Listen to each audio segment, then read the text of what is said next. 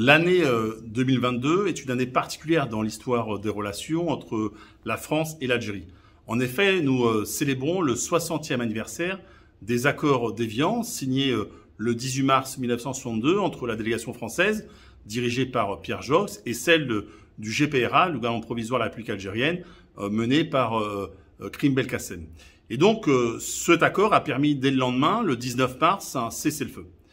C'est à la fois la fin de la guerre d'Algérie qui s'enclenche, mais également la fin d'un processus de colonisation pendant 132 ans, puisque après les accords d'Évian, il y a eu les deux référendums d'autodétermination en France et en Algérie, et ensuite l'indépendance algérienne.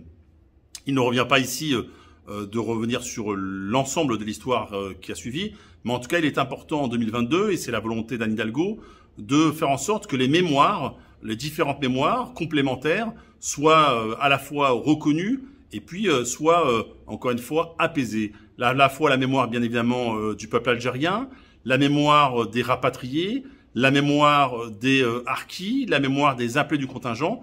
Toutes ces mémoires-là, c'est plusieurs millions de Français. Et ce que nous souhaitons, nous, c'est un regard apaisé sur notre histoire commune, des relations entre la France et l'Algérie. Benjamin Stora, via son rapport, a pu y travailler et nous souhaitons pouvoir y poursuivre cela. D'abord parce que la France doit regarder son histoire droit dans les yeux, parce que les relations entre la jeunesse algérienne et française est importante, nous devons nous tourner vers l'avenir.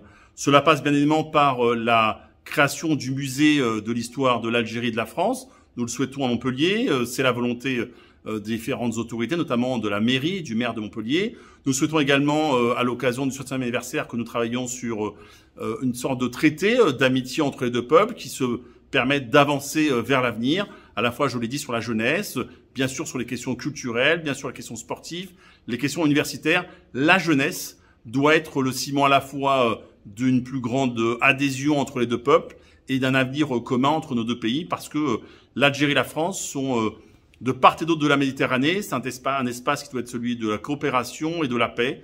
Et c'est pour ça qu'en ce 60e anniversaire, nous souhaitons à la fois cet apaisement et ce regard tourné vers l'avenir. C'est la volonté que portera Anne Hidalgo en tant que présidente de la République.